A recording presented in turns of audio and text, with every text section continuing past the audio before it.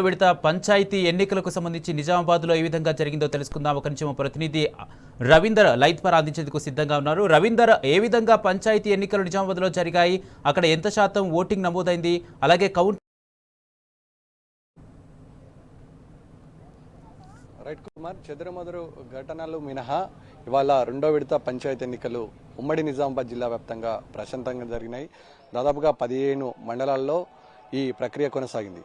346 ఉమ్మడి నిజామాబాద్ జిల్లాకు సంబంధించినటువంటి గ్రామ పంచాయతీలు కాగా ఈపాటికే కామారెడ్డి జిల్లాలో 46, అదేవిధంగా నిజామాబాద్ జిల్లాకు సంబంధించినటువంటి 48 గ్రామ పంచాయతీలు ఏకగ్రీవం కావడం జరిగింది. ఈ నేపథ్యంలో అటు వార్డు మెంబర్లు నిజామాబాద్ జిల్లాకు వస్తే 1424 వార్డు మెంబర్లు ఉండగా ఇటు కామారెడ్డి జిల్లాకు వస్తే 1426 వార్డు మెంబర్లు ఉండడం జరిగింది. ఈ నేపథ్యంలో దాదాపు 4326 మంది అభ్యర్థుల భవిష్యత్తు ఇవాళ బ్యాలెట్ పేపర్లో రూపంలో డబ్బాలలో నిక్షిప్తమైంది. మరికొద్ది సేపట్లో లంచ్ విరామం తర్వాత అభ్యర్థుల భవితవ్యం తేలనుంది. ఈ నేపథ్యంలో దాదాపు ఉత్కంఠగా సాగాయి ఎన్నికలు. మొదటి రెండో విడతతో కంపారిజన్ చేసుకుంటే మొదటి విడతలో జరిగినటువంటి చెదురుమదురు ఘటనలు మినహా నిజామాబాద్ జిల్లాలో ఉన్నటువంటి ఒక ధర్మారం గ్రామంలో తప్ప ఎక్కడ కూడా ఎలాంటి ఇబ్బంది జరగలేదు. ఈ నేపథ్యంలో ధర్మారం గ్రామంలో ఓటర్లు సంబంధించినటువంటి అభ్యర్థులు ఎవరైతే ఇద్దరు అభ్యర్థులు ఉన్నారు, ఇద్దరు అభ్యర్థులు ఒక అభ్యర్థి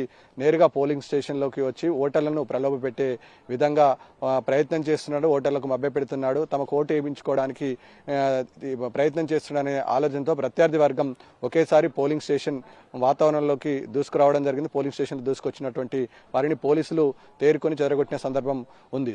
స్పష్టంగా గేటు ముందల ఒకే మహిళ పోలీసు అధికారి ఎస్ఐ ఉండడంతో కొంత మేరకు ఇబ్బందికరమైన పరిస్థితి ఏర్పడింది. 100 మందికి పైగా ఒకేసారి పోలింగ్ స్టేషన్లకు రావడం జరిగింది. ఈ నేపథ్యంలో పోలీసులు తేరుకునే లోపల పోలింగ్ స్టేషన్ వరకు రావడంతో అదనపు ఫోర్సు వచ్చి వాళ్ళని కట్టడి చేసే ప్రయత్నం జరిగింది. ఈ నేపథ్యంలో ఈ సంఘటన మినహా నిజామాబాద్ జిల్లా అదేవిధంగా కామారెడ్డి జిల్లాలో ఎలాంటి ఇబ్బందికరమైన సిచ్యువేషన్ చోటు చేసుకోలేదు. ముఖ్యంగా మేజర్ గ్రామ పంచాయతీల విషయానికి వస్తే అటు ఎల్లారెడ్డి, పిట్లం, అదేవిధంగా ఇటు మహమ్మద్ నగర్, నిజాం సాగర్ మండలాల్లో ఎన్నికల ప్రచారం జరిగింది. దాదాపుగా 5000 నుంచి 6000 మంది ఓటు హక్కును వినియోగించుకోవాల్సిన ప్రాంతాలు అవి మేజర్ గ్రామ పంచాయతీలు. ఈ నేపథ్యంలో మేజర్ గ్రామ పంచాయతీలో ఇవాళ ఓటర్లు తమ ఓటు హక్కును వినియోగించుకోవాల్సిన అవసరం ఉంది. గతంతో కంపేర్ చేసుకుంటే ఇప్పటి వరకు మనకు అందుతున్న అధికారులు చెప్పిన లెక్క ప్రకారం 2% మేరకు తగ్గింది అంటున్నారు. ప్రస్తుతం కామారెడ్డి జిల్లాలో మొత్తానికి ఇప్పటి వరకు 77.61 పోలింగ్ శాతం నమోదైనట్టుగా, నిజామాబాద్ జిల్లాలో 82.2% నమోదైనట్టుగా అధికారుల లెక్కలు చెప్తున్నారు. ఈ నేపథ్యంలో ఇది మళ్లీ స్పష్టత రావాల్సి ఉంటుంది. మండలాల నుంచి అదేవిధంగా గ్రామీణ ప్రాంతాల నుంచి మొత్తానికి వాటిని లెక్క కట్టిన తర్వాత పూర్తి స్పష్టత వచ్చే అవకాశం ఉంటుంది. ఈ నేపథ్యంలో లంచ్ విరామం తర్వాత ఎన్నికల ప్రక్రియ ఘట్టానికి సర్పంచ్ అభ్యర్థులు అదేవిధంగా బ్యాలెట్ పేపర్ వైజ్ గా కట్టలు కట్టిన తర్వాత దాన్ని వైట్ అదే పింక్ బ్యాలెట్ పేపర్లు ఉన్నాయి కాబట్టి వార్డు మెంబర్ వైజ్ గా విభజించిన తర్వాత సర్పంచ్ అభ్యర్థులను ముందుగా అనౌన్స్ చేసే పరిస్థితి ఉంటుంది. ఈ నేపథ్యం తర్వాత వార్డు మెంబర్లను అనౌన్స్ చేసే పరిస్థితి కనబడుతుంది. ఈ నేపథ్యంలో ముఖ్యంగా ఇటు అనేక ప్రలోభాలు జరిగాయి.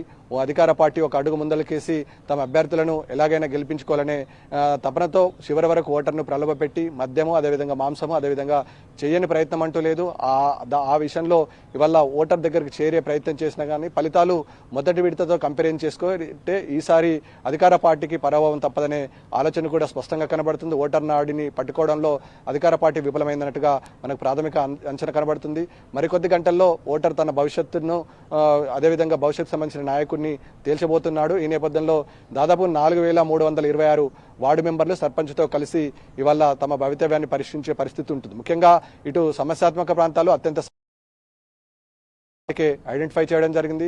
దాదాపుగా 500 మీటర్ల వరకు ఎలాంటి వాహనాలు కానీ అదేవిధంగా సభలు సమావేశాలు కానీ ర్యాలీలు కానీ ఉత్సవాలు కానీ జరుపుకోవడానికి వీల్లేదని నిజామాబాద్ సిపి సాయి చైతన్య అదేవిధంగా కామారెడ్డి జిల్లా ఎస్పీ రాజేష్ చంద్ర చెప్పడం జరిగింది. ఈ నేపథ్యంలో సమస్యాత్మక ప్రాంతాలను ప్రతికూలంగా ఐడెంటిఫై చేసి ఎవరైతే వైలేషన్ సృష్టిస్తారంటున్నో వాళ్ళని బైండ్ ఓవర్ చేయడం జరిగింది. ముఖ్యంగా సున్నితమైన ప్రాంతాలను ఫోకస్ చేయడం జరిగింది. డీజేలు కానీ ఇతరత్ర వైలేషన్ సృష్టించే ఏ సాధనాలు కూడా వినియోగించుకోవడానికి లేదని తేల్చి చెప్పడం జరిగింది. ఈ నేపథ్యంలో ఇటు కామారెడ్డి నిజామాబాద్ జిల్లాలలో దాదాపుగా 346 గ్రామాలలో సర్పంచ్ ఎన్నికలు ఇవాళ జరిగాయి.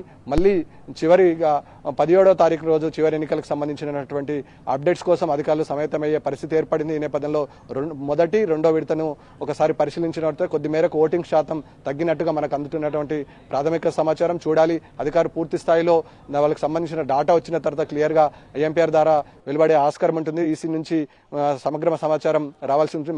మరికొద్ది గంటల్లో ఈ పూర్తి సమాచారం వచ్చే పరిస్థితి ఉంటుంది. ఈ నేపథ్యంలో ఇటు సుదూర ప్రాంతాల నుంచి ఓటర్లు కూడా వచ్చి తమ అభ్యర్థిని ఎన్నుకోవడంలో సక్సెస్ అయ్యని చెప్పొచ్చు. ముఖ్యంగా యువత, అదేవిధంగా వృద్ధులు కూడా అనేక పోలింగ్ స్టేషన్లో ఇవాళ బారులు తీరిన సందర్భం స్పష్టంగా కనబడుతుంది. ఈ నేపథ్యంలో తమకు నచ్చిన నాయకుడిని, తమకు నచ్చిన సర్పంచ్ను, అదేవిధంగా వార్డు మెంబర్కి ఎన్నుకోవడానికి ఆస్కారం ఏర్పడడానికి ఒక సుగమనం ఏర్పడి చెప్పవచ్చు.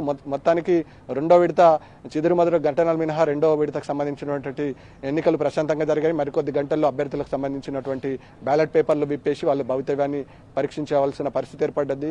ఇప్పటికే అధికారులు లంచ్ చేస్తున్నారు. లంచ్ తర్వాత దాదాపు 2 గంటల పరిసర ప్రాంతాల్లో వాళ్ళకి సంబంధించినటువంటి పోలింగ్ ఏజెంట్లు పోలింగ్ స్టేషన్కు చేరుకోవడం జరుగుతుంది. వారి సమక్షంలో బ్యాలెట్లను విప్పి క్షుణ్ణంగా అవసరమైతే దాదాపు పోయినసారి 1-2 ఓట్లతో అభ్యర్థులు తారుమారయ్యాయి ఫలితాలు. ఒకవేళ అట్లాంటి పరిస్థితి ఏర్పడితే మళ్ళీ రీకౌంటింగ్ చేస్తే ముఖ్యంగా మేజర్ గ్రామ పంచాయతీలో ఫలితాలు కొంతమేరకు నెమ్మదిగా వచ్చే ఆస్కారం ఉంటుంది. మైనర్గా ఉన్నటువంటి గ్రామ పంచాయతీలు 5 గంటల పరిసర ప్రాంతాల్లో క్లియర్ క్లస్టర్గా ఒక సింబల్ అయితే వస్తుంది.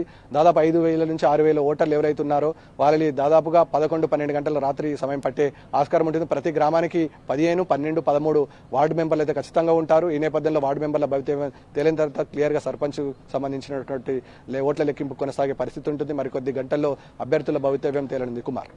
Right, thank you Ravinder.